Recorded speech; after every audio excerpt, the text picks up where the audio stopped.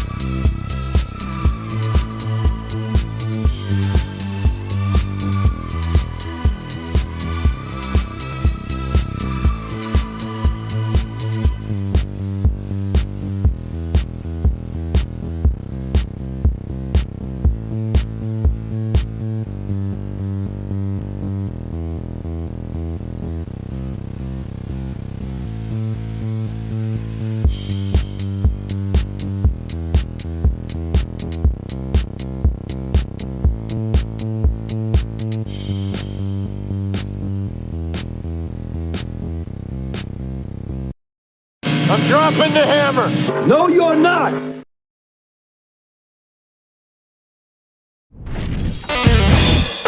The Alpha Men Podcast is presented by Garage Door Commander.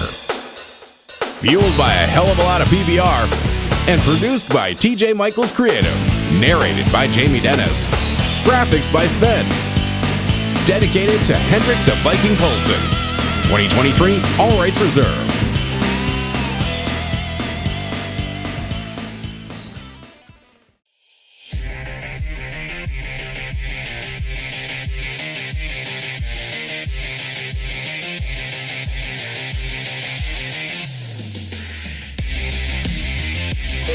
Seconds. Guidance is internal.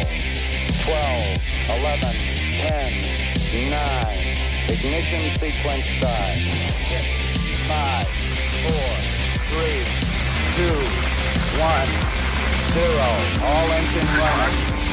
We have a liftoff. Liftoff on Apollo 11. You ever notice how men are portrayed in movies and TV shows? Tired of seeing men portrayed as dopey Homer Simpson clones? Tired of the attack on men? Tired of the woke labeling everything as toxic agenda? Tired of the wussification of the American male? Well, then you're in the right place. Look, we love and respect women around here, but the truth is, we're wired differently than the female species. And if there could be a place where the chicks can get together on TV every day, like that awful program The View, we figured there should be a place where guys can be guys, and we're capable of creating an equally horrid program. So get ready. This is a celebration of man. Because after all, who built the Empire State Building? Who built a rocket and landed on the moon? Who created the very computer algorithm that allows you to find this show? That was created by Ada Lovelace, a woman. Okay, great. Credit where it's due. But I think we can all agree the algorithm sucks. Who created the automobile? The Egyptian pyramids. Who stormed the beaches of Normandy? We don't talk about feelings here. We will question the validity of your man card.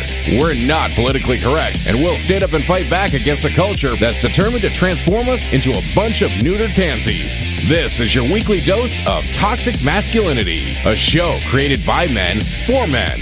This is the Alpha Men Podcast. And now, two men who don't own a pair of skinny jeans between them, TJ Michaels and John Stacy.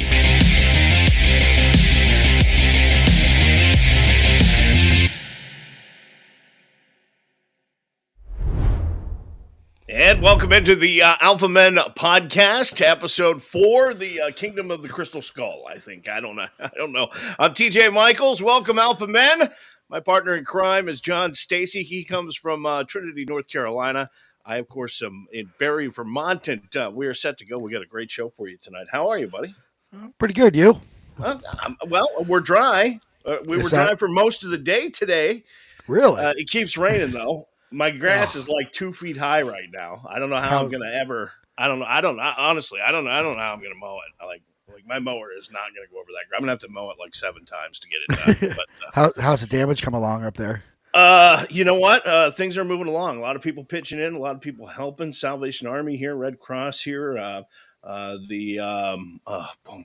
can't think of the Southern Baptists are here. Oh. FEMA's here. All kinds of people here. A lot of people helping. And a lot of businesses coming back, and you know what? It's really nice to see everybody pitch in and help and get this thing turned around. So that's awesome. We want to welcome you to the Alpha Men Podcast. And listen, if you want to know more about what we do, you can go to our website. It is alphamenpodcast.com. And crazy, there's a merch store up there, isn't there? Yeah, absolutely. There's all kinds of Alpha Men gear there. We've got some great designs, and it all comes from TJ and John Need More Money Enterprises. Yes, facts. An offshoot of this program. But we don't get paid to do this. We do it primarily for fun. And that's one of the ways that you can support the show. The other way that you can is to like and subscribe. In fact, liking and subscribing is the best way to support the show because it helps us grow. And that is the overall a goal, is it not? It is. That's how we get the word out. We have a big birthday today. Is that what I'm understanding? Well, it was a couple days ago, but we were busy. So let's shout him out. Yeah. Happy birthday today. Actually, what today's Tuesday? Happy birthday Sunday, I guess. It would have been. Yep. Sunday. The day we got rained out. Yep. Happy birthday, Ricky Bobby, 52. Well, Dak, here's the deal. I'm the best there is, plain and simple. I mean, I wake up in the morning, I piss excellence. One of the NASCAR greats. Legend. That's all there is to it. Happy birthday to Ricky Bobby.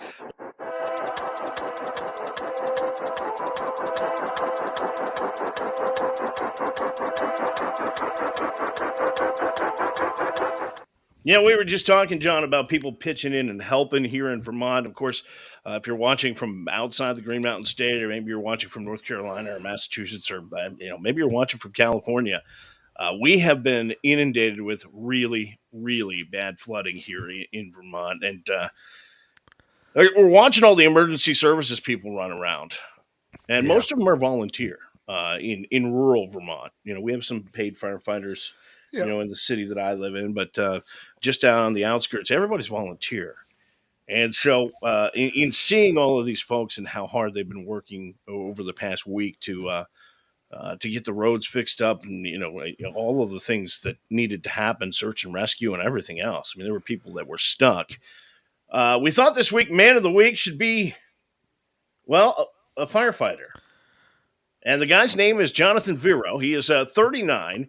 He is a firefighter and a fire stunt artist based in Lille, France. And this week, he received 2 Guinness Book of World Records.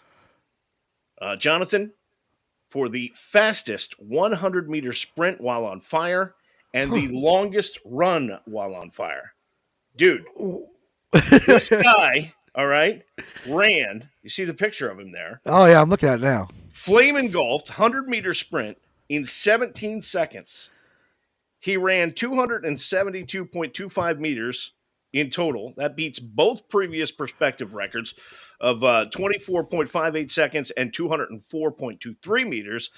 Guinness just sent the firefighter his official certificates this week, and according to the part-time fire eater, he might have a few more fiery world records in the bank that he's going to go after. Now, to guard himself, this guy, you work in NASCAR, John. This guy, they have fire suits and all of that other stuff. He gets a little, he gets a little more serious about it. Yeah, he's toasty. He has 3 layers of protection. Okay. Yep. First, flame-resistant sweatpants and a long-sleeve tee covered in a special, what they call a naked burn gel. That's not what you think it is, okay? All right. Over that, a layered jumpsuit, also smeared with the flame-managing gel. And then he puts a mask over his face. And finally, he puts on his fire suit, including his gloves and boots.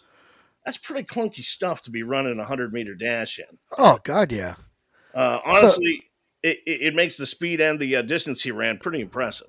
It's almost a pit stop in NASCAR speed. It's a little slow, but it really is. Pretty close. Thankfully, his colleagues and fire professionals joined him at the track, so for safety, as well as onlookers. And with all those layers, though, he says he still did get hurt. He burned his back and his hammies, some hamstring burns. But he says he threw some lotion on it. He's a man. He is a man. In a couple of days. I would not catch myself on fire to run for a record. No. Yeah. Congratulations to Jonathan Vero, our man of the week this week on the Alpha Man podcast. And my cat's in the frame, walking across the. Look at that. Hi, kitty. Can you tell this is a live show? Coda. Come on, buddy. But that's pretty impressive, though, to run for that distance with all that weight while on fire. I mean, yeah, absolutely. That's insane. Well, we go from that to some really bad news.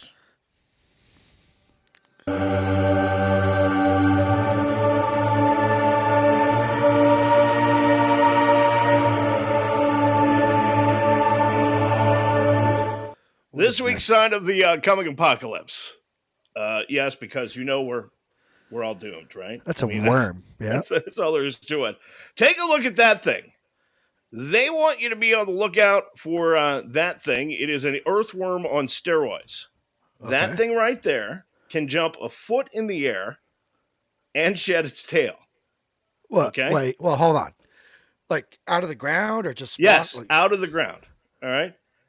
And they are potentially invasive worms that have people in Door County in Wisconsin really kind of digging for answers. The city of Sturgeon Bay and Door County, they have an invasive species team there, confirmed that they have spotted some of these Asian jumping worms. That's what they're called.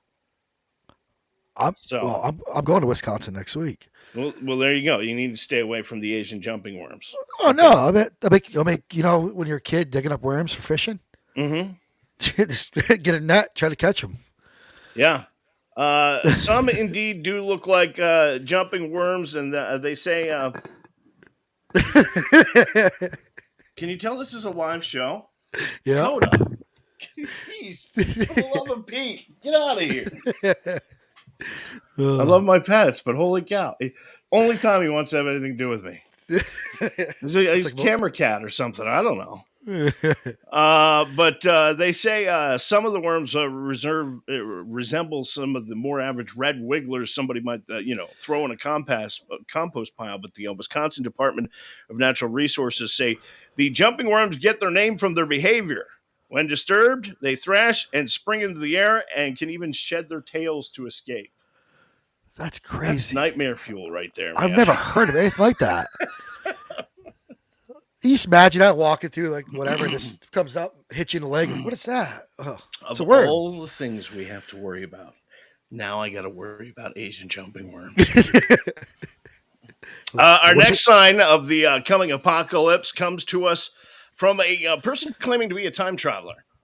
Oh, God. He says, we will soon discover living megalodons and parallel universes. And this person is at Darkness Time Traveler on TikTok. Oh, I've seen this guy. Okay. Yeah. And he says, by the end of the summer, we will discover a parallel universe, living megalodons, and a centaur created at Area 51. All right. Like the big sharks. Centaur? No, centaur isn't centaur like a half horse, half man? Isn't that? Oh centaur? yeah, but is it Magadon, whatever, a big horse or a big horse, a big shark? A megalodon? Yeah, I believe so. Yeah. Anyway, I would like you to know that Darkness Time Traveler from TikTok claims to be from the year 2858. Okay. So we're still alive. That's good. And I have his schedule of pronouncements here, kind of the calendar, if you will. All right. Okay. So he says August 19th, a team of scientists accidentally discover a portal to a parallel universe. That's going to happen, according to him. Where does he go? He's already been there. All right. August 26th, 4 megalodons are discovered in the Marianas Trench. And they would be ancient sharks. Huge ancient sharks. So you're saying Ocean Gate's back in business? Well, maybe. I don't know. September 22nd, the first centaur is successfully created at Area 51.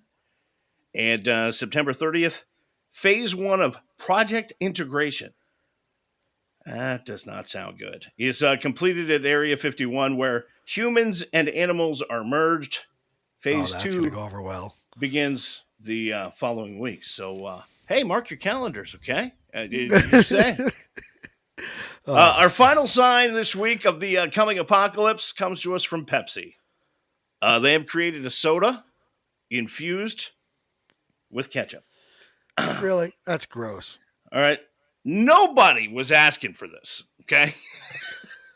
I bet you somebody in Canada did. Pepsi is jumping into the ketchup wars, the soda giant unleashing Cola Chup. That's what they're calling it. A Pepsi-infused ketchup. It's being released at 4 Major League ballparks this year. Pepsi teamed up again with the Culinary Institute of America to create ketchup with Pepsi as an ingredient. The 4 stadiums that will exclusively serve the Cola Chup are Chase Field in Phoenix. Oh. You know? So it's ketchup with Pepsi in it, not Yes. Pepsi with ketchup in it. Correct. Yankees in the Bronx, Target Field in Minneapolis, and Comerica Park in Detroit. I could deal with that part of it. I could deal with the ketchup infused Pepsi, but I could not do like. Did you ever go into the grocery store and now we have like mayo chup and we have all of this, all of this stuff, and it's like, what? You can't mix two things together? You got to. That's how lazy we've gotten. Yeah, I was just saying, Americans got pretty lazy. If there's not a screen on it, we don't use it. Absolutely. Today's signs of the coming apocalypse on the Alpha Men podcast. John's manly meme of the week.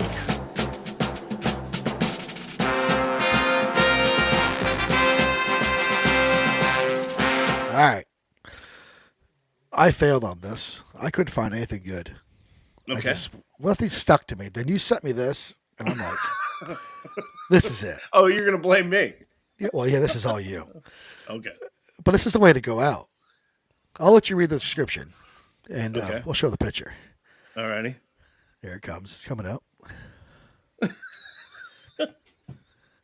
The manly meme of the week comes from Facebook.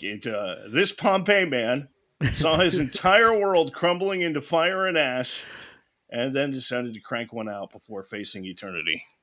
Legend. I mean, if you know it's over and there's nobody else around, you might as well go out with a bang. Yeah, I guess so. Right. It's pretty simple, pretty straightforward. Well, it's kind of walking right up to the line there, isn't it? No, there's never a line with me. Manly meme of the week this week on the Alpha Men podcast. Deliver the verdict.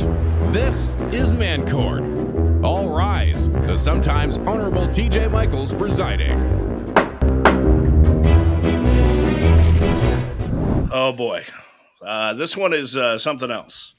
I'm excited. Man Court, the case of the HR nightmare. It is docket number 071823. And Nick from Laconia, New Hampshire writes, Dear John and TJ, this one has got HR nightmare written all over it. I work with a girl whose hotness cannot be overstated. She knows it too. More guys than a few have been reprimanded for staring, commenting, or whatever at work.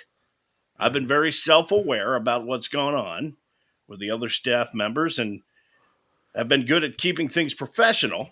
I'm guessing that because of that, she feels that she can trust me because yesterday she approached me with something that made my head spin. She pulled me aside and told me that she had started an OnlyFans page. What's the link? And he doesn't put that in here. Oh, well, I didn't know this. He wanted me to check it out and she wanted me to check it out and give my opinion. I politely declined, but now I can't get it out of my head. Was it some kind of trap? Why would she share this with me, considering how many people have gotten in trouble on the other side of this? What do I do? Should I report her? Should I go look at it and talk to her about it? She's generally messing with me. Nick from Laconia, New Hampshire. So, there you go. You can join the freak jury. You send your comments in. What do you think Nick should do? And I have that voice from that creature from Star Wars going in my head. It's a trap. It's a trap. And I have the little devil on my shoulder going, just look once. Yeah. Boy, oh boy. Here's the deal. I when it comes to your income and your standard of living, yeah, that's a lot to wager. You know, you can roll craps or you can roll sevens on this one, and but the stakes are pretty high on what you're betting. You know. Yeah, I agree. I agree with you. I mean, I see your point of view on that. So, especially, I'm looking at this from the perspective of being a dad with a family sport, which means I shouldn't be looking in the first place anyway, and wouldn't. Okay, but I've never heard of OnlyFans. I don't know what that is. I'm guessing Nick is a single man and a single guy, and I don't know, Nick. I look at the whole thing and I think if you're comfortable with your standard of living and what you make and you want to keep your job, you find a way to tiptoe around that thing. If you think, hey, she's worth it and I can get another job any day of the week, then Haley says leave it alone. Yeah, Haley writing in, leave it alone. All righty. That's what she says. That's what I would do. It seems like a trap to me.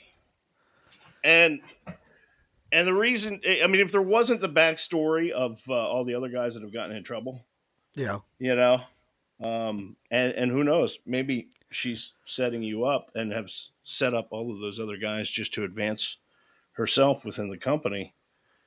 And it's the easiest way to do it. I'm not a real big trust guy when it comes to, people who are not in my family or really close friends. I'm glad you don't have OnlyFans. Yeah, well, I don't have an OnlyFans. You definitely have a face for radio. I have a Facebook.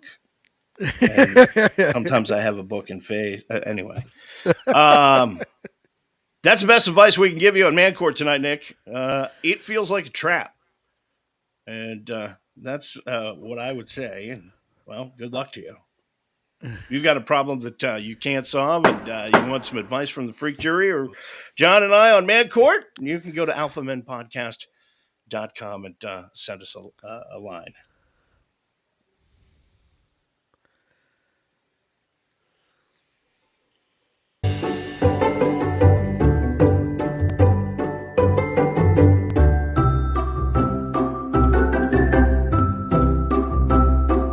Every week this gets worse and worse. You're never suggesting a movie. You're never suggesting a movie again. I don't know if I have the strength to do this. Notting Hill, Titanic, now this. Next week, I'm suggesting the movie because this is getting. All right. I'm starting to feel a little. Chick flicks are dumb this week. We look at the movie neither one of us has seen, but I can assure you both of our wives has, the 2012 blockbuster Magic Mike. And listen, make no mistake. Make no mistake, no man should ever watch this movie. No. You see more guys' ass shaking than you ever seen in your life. It's embedded in my freaking skull. Of course, just this movie is playing to a completely female audience. We know that, right? It is the epitome of a chick flick. Okay, it was awful. When John and I sat down to watch this teasing mom porn of a movie, I knew it was going to be awful.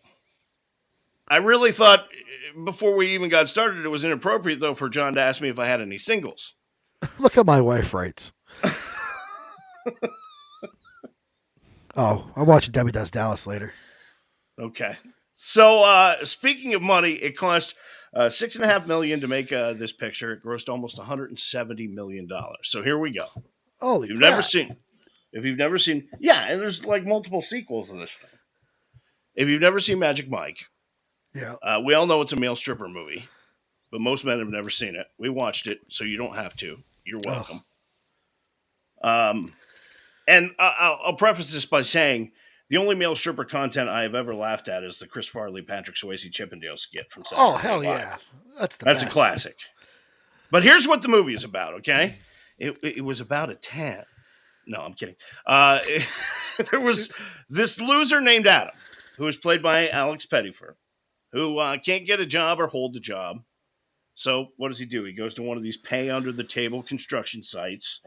And even though he knows nothing about construction, he lies. He's so dreamy, he gets the job. That's the bottom line. Yeah. Dude, measure twice, cut once, okay? And then, while he's on the job, he meets Channing Tatum, whom my wife adores. Okay? And I'll be honest with you. Channing Tatum is more responsible for ruining the man curve than any other man on this planet. I mean, that's just all there is to it. Yeah. Channing's character is Magic Mike, who is a roofer by day, and bow chicka wow wow, he's a male stripper at night. Okay?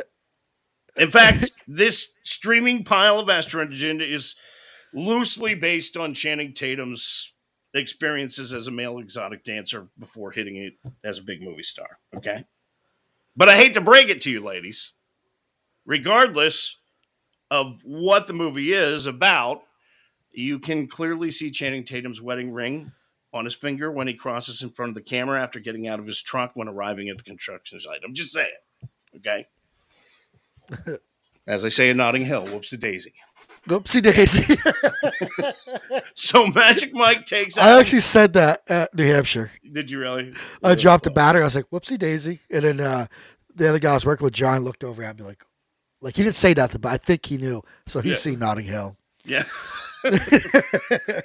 So Magic Mike takes Adam under his wing, and that leads Adam, the loser, to the stage to join the Kings of Tampa Male Dance Review at the exquisite male strip club run by, all right, Matthew I was surprised he was in there. I didn't expect him to be in there. I was like, wow.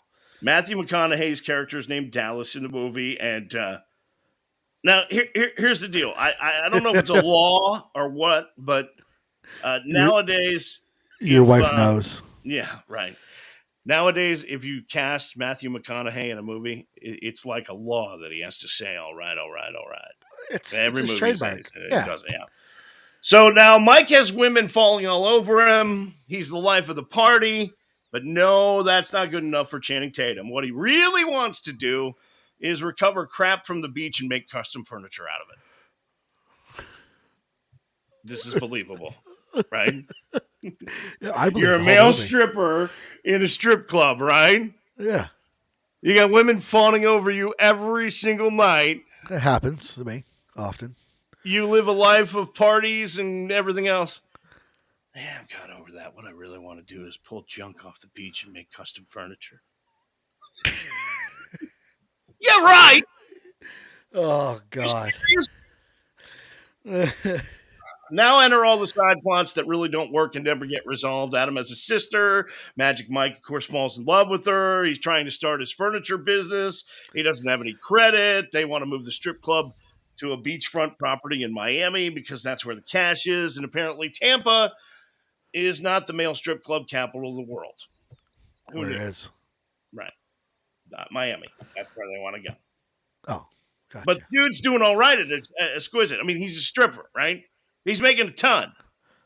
$1 at a time, but he's making a ton. All right. I've paid enough strippers in my time. I know they made some good money. And here's the deal. He's Channing Tatum. You want me to feel sorry for this guy? Seriously? No way. Now, I do have to say one thing. Okay. This movie made me seriously question the half gallon of Rocky Road I was plowing through while I was watching it. Okay. Actually, it made me question every single thing I've ever eaten in my lifetime, and the associated lack of exercise. So, yeah, expect flashy dance scenes, which I can say are disgusting. All right. I actually have something for that. Yeah, can we run the clip? You want to see it? Not really. No. Yes, you do. You picked it. Go ahead. Run the clip. You're not just stripping. You are fulfilling every woman's wildest fantasies. All right? You are the husband that they never had. You are that dreamboat guy that never came along. You are the one-night stand, that free fling of a that they get to have tonight with you on stage and still go home to their hubby and not get in trouble because you, baby, you made it legal. I just puked a little bit. And here's the deal. I managed a place called Skip's Restaurant and Lounge in Lewisburg, Pennsylvania for a couple of years. Male strip club? No, but it was a nightclub venue that had two bars under one roof. You paid one cover. One side was a live band. The other side was a disc jockey. But there were times we had the all-male dance review come in. Yep, same as... And I know, John, you bounced for many years. Yeah. And he's still a big fat guy, so he still bounces, but it's kind of a different thing. I've retired from the bars, yeah. But I know you bounced here in Central Vermont, a place called Gusto's. I've pretty much every bar in Central Vermont I've bounced. Do you remember when you would bring the all-male dance review to the bar? Yeah. It was... flashbacks are hitting me right now. When we did male dance reviews at the place I managed, I had to put 4 extra bouncers on staff on that night because the women, hands down, out of control, were far worse than any male brawl that ever fight anything that ever happened in the establishment. Oh, they would get loaded and start grabbing stuff, then the dancers would stop. Then we have to throw them out. Unbelievable. So mad. It was. I got clawed a couple times throwing them out. I mean, come on, let's go. And they're just mad. I just want to watch them dance. I have money. I don't care what you got. Listen, so anyway, this movie, some flashy dance scenes, which are really disgusting. Okay, but apart from that, it fizzles. And I don't know if you felt this way, but it's boring. Like, very boring. They sit around on a boat for half of the movie drinking beer. Yep. Okay? I do that almost every weekend. No one has ever wanted to make a terrific TJ movie. Okay? Terrific TJ. Jesus Christ. I'm just saying.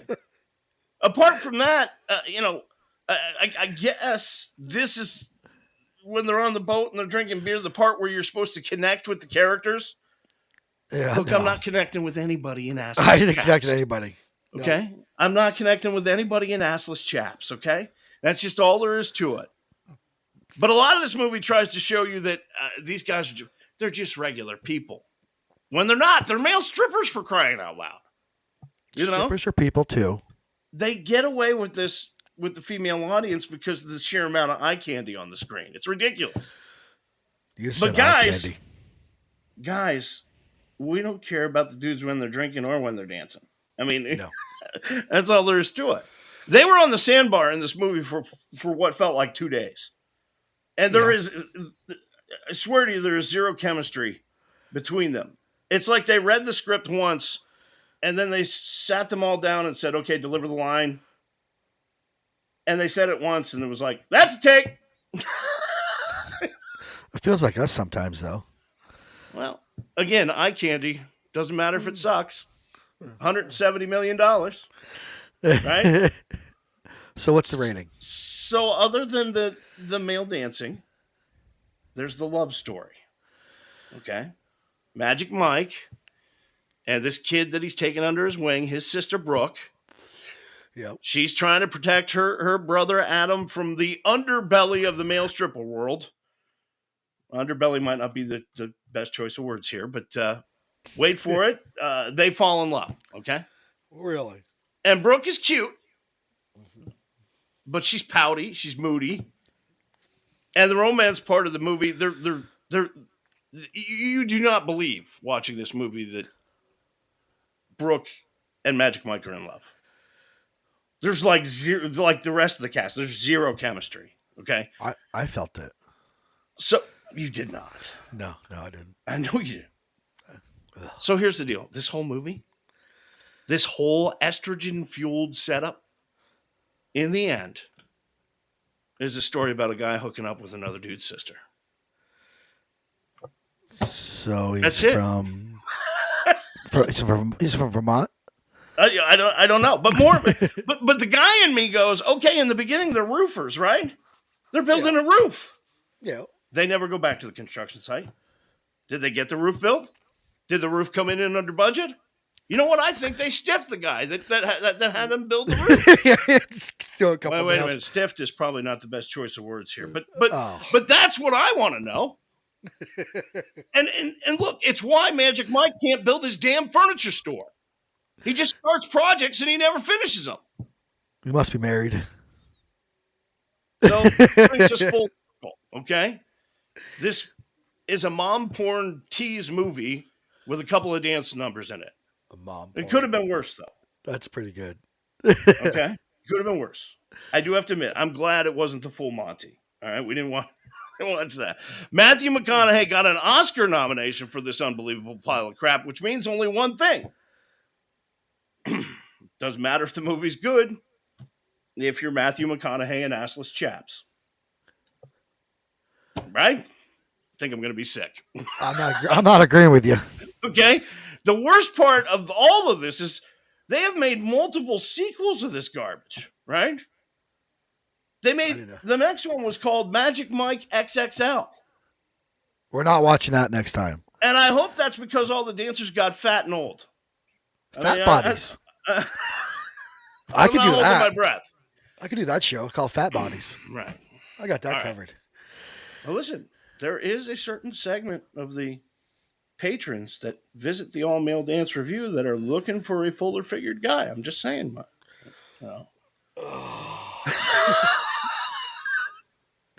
You calm down there. All right, let's rate this abomination. Now, there is a fair amount of nudity in this movie. Not nudity we like. From both genders, though. There's some boobs, but there is, but when you got to sit through a bunch of naked and half-naked guys dancing to "I Want to Be a Cowboy," it's totally not worth it, you know. Yeah.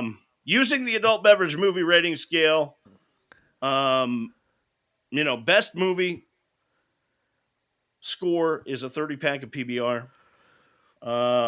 Worst is one warm White Claw that's been rolling around in your effeminate buddy's Prius for the last 3 weeks. That's that one. No, I'm going to give this one warm Natty Daddy. Okay. Like sitting on the hood of a car warm or in the car? Hood. The hood. Ooh, yeah. I can feel that going down. I've drank some. Yeah, I'm not into it. Is cigarette butt in it? Sure. Yeah, that's a good rating. I'm ready for it. I didn't make one for you, but chick flicks are dumb. That's Magic Mike on the Alpha Men podcast. Amen.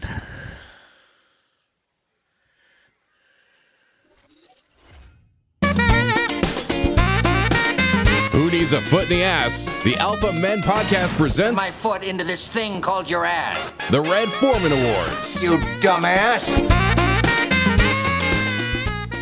Red Foreman Awards, we hand them out every week to the people who need. Dumbass. It was delayed. It was my fault. I wasn't paying attention. A foot in the ass. Sorry, hold on. We'll have a classic case of There we foot go. stuck We in start ass. with a 21-year-old Alonzo Terrazzo from Chicago. All right. Who crashed his car while speeding away from cops, all while telling them not to embarrass themselves. So this kid in Chicago covered his license plate with the message, "Don't embarrass yourself, CPD." He then, while running from them, crashed into an oncoming car while speeding away from cops this week. Officers attempt to pull him over from a minor traffic violation. However, the strips of tape with the message on the car had cops kind of puzzled. It obscured his license number. He continued to drive, blew through 2 red lights before finally slamming into another car crossing the intersection. As for why he put the tape message over his plate, the 21-year-old said it was because he didn't want them running his number. This guy's thinking. Yeah. Dumbass. He's gonna. It's a target. His bail is set at $25,000. He's been hit with multiple charges, including aggravated fleeing and eluding, causing bodily injury, and driving an uninsured vehicle, causing bodily harm. Our next Red Foreman Award tonight, and the envelope, please, goes to 17-year-old Rory McInnes. Now, there you see Rory on the screen. Is that a? He had a brilliant idea. He got himself a can of white spray paint and artistically drew a 60-foot dong on the top of his house. Oh. With the hopes that he'd eventually see it show up on Google Maps. Now, a year later, it hadn't, but it's a secret that he still kept to himself. He wasn't going to tell his parents. That was until a helicopter flew over his home, and the chopper's pilot doubled back to make sure he'd seen what he thought he'd seen. Then he took a picture and gave it to the local police. Shortly thereafter, a reporter showed up at the door of his house, and Rory's father was asked about the giant penis atop his house. Where the hell do you find these stories? Holy crap. When dear old dad asked his son about it, Rory excitedly screamed, "You finally found it!" Dumbass. The kid had to paint it over, but it seems like it was all worth it to him. And, well, congratulations, Rory. You get yourself a Red Foreman Award this week. Dumbass. You dumbass. Finally, we head to Florida, because Florida is a barren wasteland of no dumbasses, right? No, it's full of Florida is a place where it's loaded with dumbasses. And our next recipient of the Red Foreman Award this week is Giselle Robinson. She was arrested in Florida by police earlier this week. They allegedly found her in a parking lot of a Dollar General store being photographed in the nude by a pair of juveniles. Oh, boy. Yes, she was selling the photos. Robinson went to the store wearing just a towel and with a can of Four Loko in her hand. Oh, that explains it all right there. Four Loko ruined your whole life. It's like liquid meth. Supposedly, she told the officer that walking around wearing just a towel was normal to her, and that she was too lazy to put any clothing on. And apparently, selling naked photographs to juveniles is also normal to her, too. Now, she's going to normally be in jail. Dumbass. I think she deserves the old... You'll have a classic case of foot stuck in ass. The Red Foreman Awards this week on the Alpha Men podcast.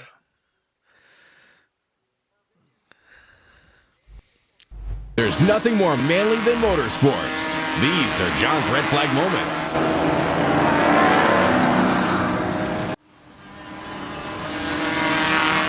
All right. I'd have to dig far for this. I was looking around. Sometime we're going to have some good wrecks in the NASCAR. But right now... We had a couple this week, but they weren't... it's New Hampshire. Yeah. They're not going to get wild at New Hampshire. Kyle Busch got beat up a couple times during practice, then during the race. Mm-hmm. I didn't watch any F1, so I couldn't tell you anything about that. But I found this older clip. I've never seen it before, surprisingly. But this breaks down speed, safety, and stupidity. Let's take a look.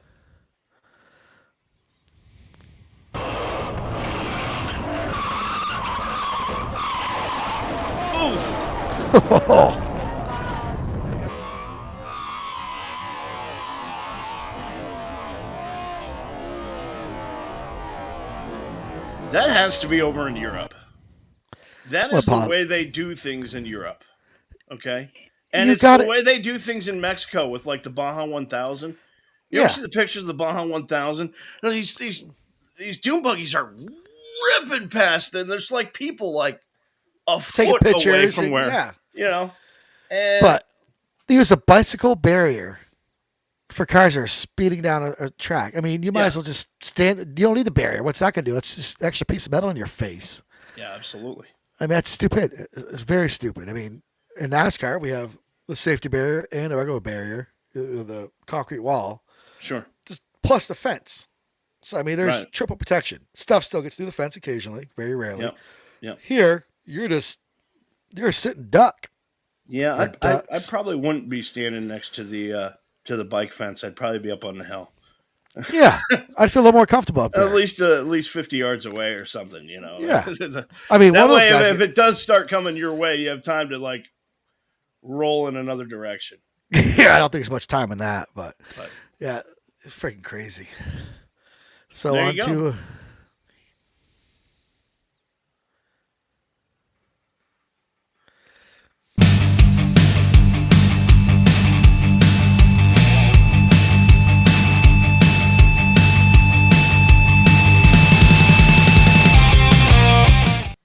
What other show has a sports segment called Your Team Sucks? Us, because we hate each other's teams. There is sports news this week, and multiple reports say the NFL has decided to make the New York Jets the focus of next season's Hard Knocks television show. Many in the league aren't fans of having the show shooting, especially during training camp. It is a distraction. You know, they're trying to get around for the season, get everything going in the right direction, and now you got cameras and a production crew and all of this. It's the Jets. Yeah. Well, I mean, there is a thing they call the Hard Knocks curse. Okay. And most of the teams who have participated in the Hard Knocks program have not done traditionally well. Since Hard Knocks became a thing, 18 teams have participated. Of them, only 8 have gone on to win, have winning records for the season. Of those, 7 have gone on to the playoffs. And the NFL has a certain kind of criteria, right? For selecting the team that's going to be featured on Hard Knocks. Among the criteria is the fact that any team that's made the playoffs in the last 2 seasons has the ability to opt out if they choose. So if you're successful in the NFL and the NFL comes to you and says, hey, we want you to do Hard Knocks, you can say, I'm good. The Jets will have a say. You know. The Jets, however, forget about the Hard Knocks curse. Yeah. They've had a curse on them since Joe Willie Namath, all right? That's all there is to it.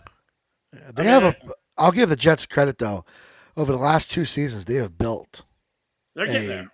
They built a really good offense line. I'm not sure about their defense, but, I mean, I think Hard Knocks is going to knock them back. Best team in green is still Dilly, let's go Philly. That's all there is to it. No, it's Cowboys, blue. Jake Paul.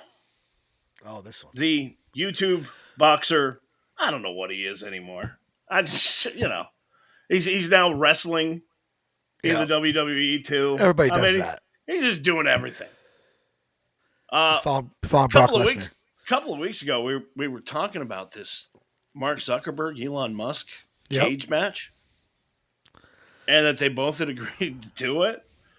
And now there's some serious money being ponied up to make that cage match happen between Elon Musk and Mark Zuckerberg. Jake Paul, who owns MVP Promotions, says he's got backers in the Middle East who are willing to host the fight for $100 million. I feel like Dr. Evil. $100 million. Yeah. That's a lot of freaking money for a fight. He says it's guaranteed money. And if the two filthy wretch tech nerds are willing to go to the Middle East, promote the fight, and then slug it and slug it out, they can kick it out for charity. Okay, because I was like, these guys don't need $100 million. Neither one of them. For charity, that'd be cool. But they better be a real fight. I don't want to see, some soft hits. I want to see some full blows for $100 million. I still think Jake Paul is paying off all these boxers he's fighting. I really do. I just like I said, they all have tax problems. They've all like, and then he gets in the ring with them, and all of a sudden he's knocking them out, and boom, they're $40 million richer. You want to fight him? No. For $40 million? Jake Paul? Yeah. Would I fight him? Yeah. No. For $40 million? Dude, I'm a lover. I would jump right in that ring. Right? $40 million? You knock my teeth out. I don't give a crap. I'll sit there after with a pair of vice grips, pop your teeth out. Just be like, $40 million. Go ahead. Well, I don't care. I'll take one from Mike Tyson for $40 million. I'm a lover, not a fighter. You're not a lover. Anyway, your team sucks. That is the Alpha Men on Sports tonight on the Alpha Men podcast. Go Cowboys. Ugh.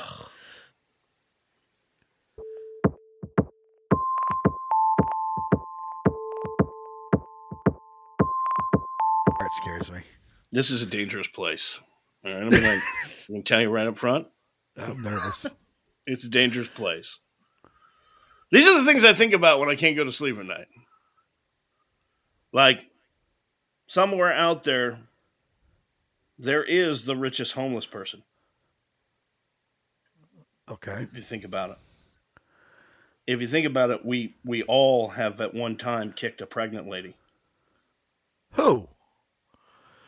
How? Oh. Well played. Q-tips may be the only product where everyone just agrees to ignore the manufacturer's warnings. That's facts.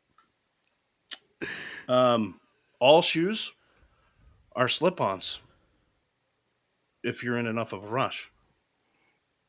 All right. Crabs must look up and think fish are flying.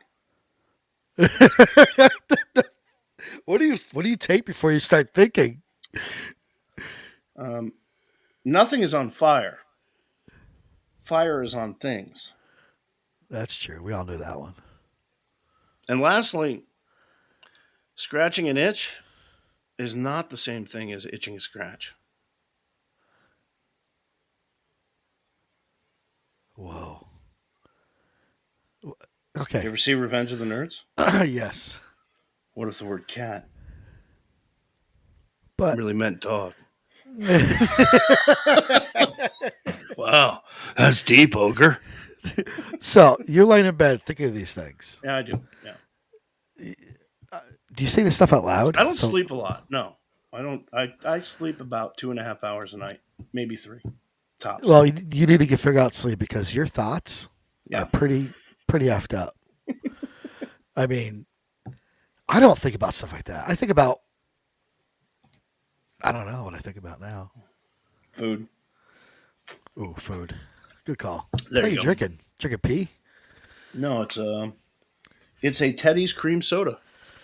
This is not a paid endorsement. This is Jack and Coke. There you go. That is inside my brain tonight on the Alpha Men podcast.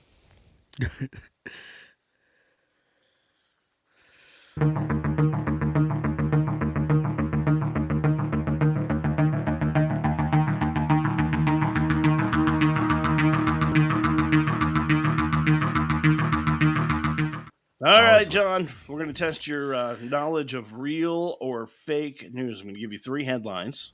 Okay. You are going to tell me which of these stories is real. Only one of them is. All right. Woman on TikTok claims she can prove late husband was reincarnated into a rescue dog. Okay, that's headline number 1. Possible. I've heard stories. Headline number 2. Man claims he's had chip implant in brain to control his dreams. You sure it's you? Not you. Okay. And the last headline, again, 2 of these are fake, only 1 is real. Texas woman confined to wheelchair, now the world's longest toenails, has the world's longest toenails that prevent her from walking. Ew. I just saw that. Yeah. Um, It's not something you talk about at the dinner Is table. there some? Yeah. Why you in a wheelchair? Well, I refuse to cut my toenails. I mean, I have a hard time reaching my feet, but I can still do it. All right, so you got women on TikTok who says she can prove her late husband has been reincarnated into a rescue dog. I believe it a little bit. Okay. Man claims he's had a chip implant in his brain to control his dreams. Or finally, Texas woman confined to wheelchair now has the world's longest toenails that prevent her from walking. God. I'm going to go with Haley on this, the toenail. That's, as Donald Trump would say, fake news. Fake news. I'm going to find a sound cut for that. Right. The real story? Yeah. A researcher in Kazakhstan says he implanted a chip into his brain in a surgery he did on himself with paper clips and a drill. By himself? Holy shit. Sorry. Holy crap. Michael Raduga isn't a doctor, yet he underwent the grotesque experiment to see if he could control his dreams while sleeping. Oh. He has no background in neurosurgery. He says he lost a liter of blood while performing the brain operation on himself. Raduga apparently figured out what to do by watching neurosurgery YouTube videos. But how? How did he get through his skull without passing out? I don't know. He said he did practice on 5 sheep. Shocking Jesus. footage of the experiment involves paper clips and a drill from a hardware store. So why would he undertake this Frankenstein-like task? For many people, it would be some sort of entertainment. Now, that's not why he did it. He says, imagine a paralyzed person who cannot experience anything in his life, and now we find a way to help him get into a lucid dream where everything is possible.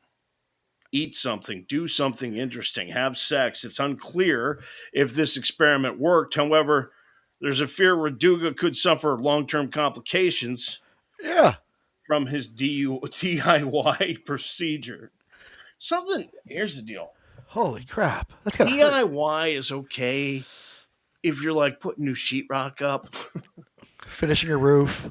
DIY is all right if you're doing some tile work in the bathroom. Yeah. DIY is probably not a good idea if you're doing brain surgery. Just saying. I agree. I'm just saying. So the picture obviously you put here is he's still alive. He's still alive. Yeah. And that thing in his skull is apparently the chip that he's put into his brain. Holy all I can think about is that drill just etching through your skull. Yeah. The pain what do you do for pain management? I don't know. Oh my God. Probably watched Magic Mike. That's so gross. I'll never watch that again. That is your real news story. Fake and real news tonight on the Alpha Men.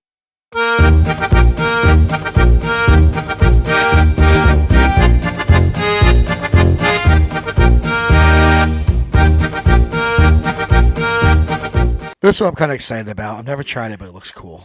All righty. Beers on tap tonight. This particular beverage comes to us from the Goose Island Beer Company. It is called Tropical Beer Hug. And there's a picture of it on the screen there, but I'm holding it. John's got one too. And here's the deal. This particular beer is made in Chicago. All right. And it is 9.9% alcohol per volume. Whew. It is a Imperial IPA.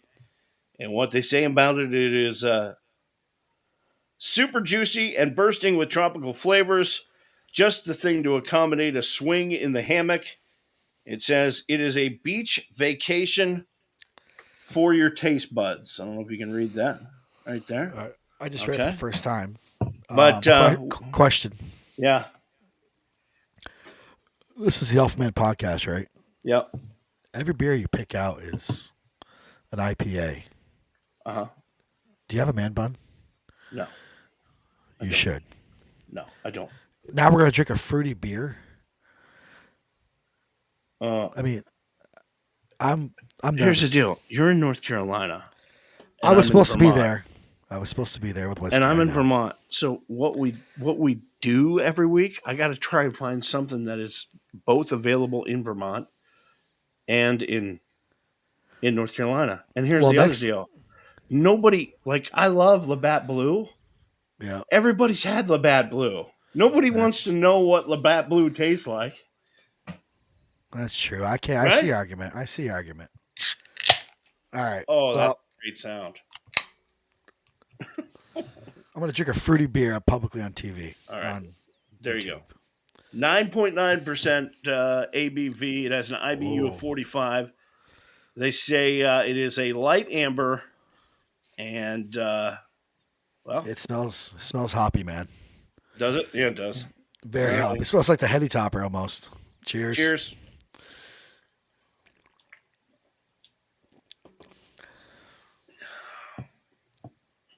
It's very hoppy. Very. There's no hoppy. fruit. There's no fruit. There's no tropical fruit. I don't know that I taste fruit at all. No, I'm eating fucking grass. Oops. I'm eating grass.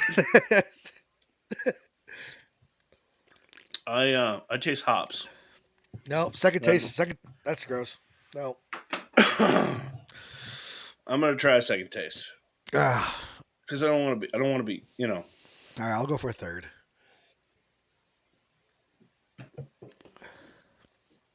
Nope. Don't like That's not my thing. That's not my thing. That was expensive beer to throw away. I bought 2 of them. Please. I just got one. So, look, if you are into hop overload, which a lot of guys are, the last 2 weeks of beers, this is one of those. It is very, very hoppy, and this is a brewery that just started operating. It's a fairly Goose Island Beer Company is a company that started in 1988, so it hasn't been around a ton of time. But you burp pretty it's good. making me burp. It's not gross. It's just not my thing. It's false advertising to me because I think instantly I'm gonna try. I'm gonna taste pineapple or mango or something. Yeah, you expect. But the thing is you expect to taste that tropical taste in it, and it's not there. What you're tasting is the citrusy hops. It's the same thing. You know, it's the same thing. They just dragged a can through a field of wheat. It is very, very, very hoppy. It's worse than Heady Topper. It is, I believe. Yeah, I think there's more hops in this than more hops that stand out in this. I'm gonna give it a 5, just because it's not gross, but I'm gonna give it a 5. 4.5. Yeah, I'm right there with you. I'm right there with you at 4.5. It's just not my thing. And yet I know there are people out there that are specifically looking for this kind of beer. And you know, this is the kind of beer that these days wins awards. You know, because it's down. It's a cool looking can. I mean, it's definitely. If you scan all the beer cans, they're all pretty traditional. And you see this one, you're like, huh. I thought it's Beer Hug at first. It says Beer Hug. Oh, sorry. I need some whiskey to wash that down. There you go. That is our on-tap beer of the week this week from Goose Island Beer Company, Tropical Beer Hug. 4.5. You can find it 6-pack can, 12-pack can, and the ever-popular, 19.2, or as we call it, the man can. Pounder. The Pounders. The man can. The tall boy. All right. So we've covered a lot. Yeah, go ahead. So we covered a lot on this show. We did. And next week's going to be a little different because me going to fly out on Tuesday to Road America. So right, we got to prepare for me not being able to be on the show or recording, or we do it from my phone. So show might be a little different next week, more of like a remote. Maybe we'll just come to you at Road America. Come on over. It's an awesome place. I think maybe we should do that. What do you think? Think we should do that? Yeah, you come on over. Yeah. We'll do that next week. We'll just have you do it from your phone. Yeah, that's my plan. Hey, because thanks for joining us tonight on the Alpha Men podcast. Have a great week. We'll see you next Tuesday night at 8. Right here. Same bat time, same bat channel. Take care. Cheers.